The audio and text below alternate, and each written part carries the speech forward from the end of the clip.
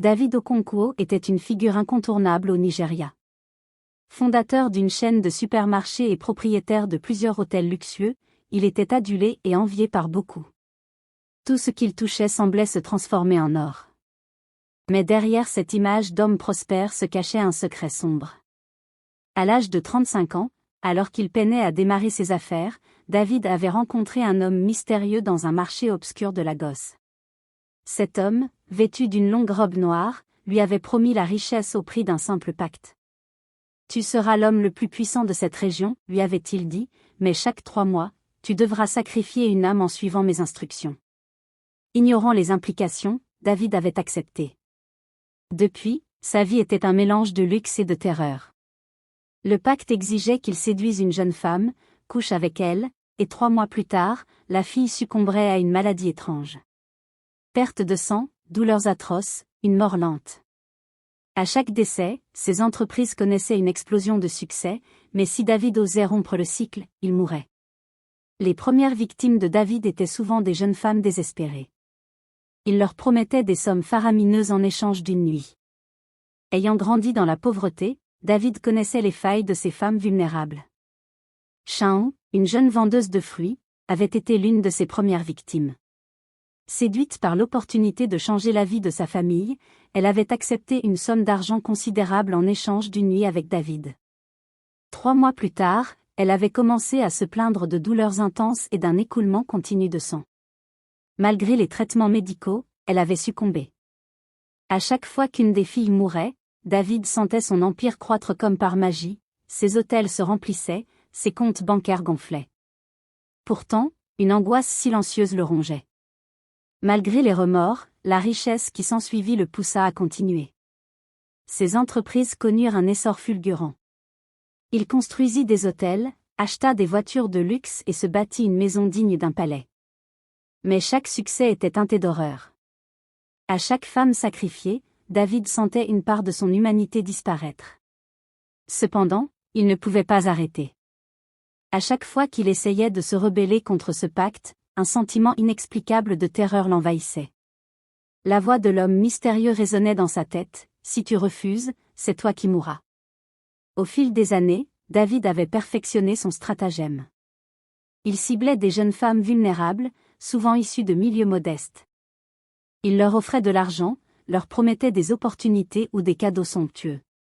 Beaucoup acceptaient sans poser de questions, attirés par la promesse d'une vie meilleure. Pourtant, certaines nuits, il était hanté par les visages des femmes qu'il avait sacrifiées. Leurs cris silencieux et leurs regards vides le poursuivaient dans ses cauchemars. Mais chaque fois qu'il pensait à arrêter, une vague de peur viscérale le ramenait à l'ordre. Il savait que l'échéance des 3 mois était un coup près. Mais un jour, tout changea. Il rencontra une jeune femme prénommée Nkechi.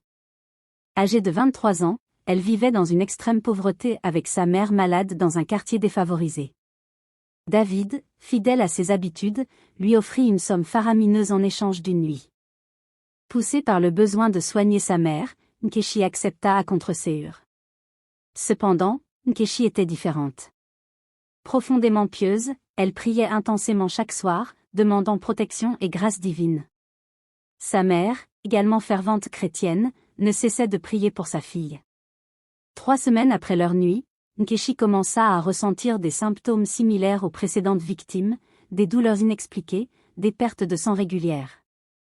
Mais, contrairement aux autres, elle ne succomba pas. Sa foi et celle de sa mère semblaient ériger une barrière contre le sort qui lui était destiné. David fut bouleversé lorsque, 3 mois après leur rencontre, Nkechi était toujours en vie. Il consulta l'homme mystérieux, paniqué. Pourquoi est-elle encore vivante?